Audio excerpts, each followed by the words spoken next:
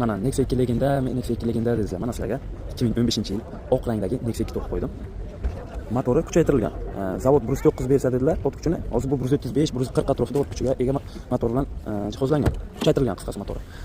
Salon holatiga keladigan bo'lsak, o'zlari uchun poligla qilib qo'yganlar. Mashinga sidenlari zo'r darajada.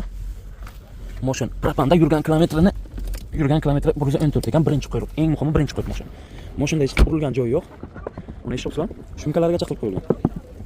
4 ta eshikdan boshqa hamma joy shumka bo'lgan deb aytdilar. Buni kraskasi toza.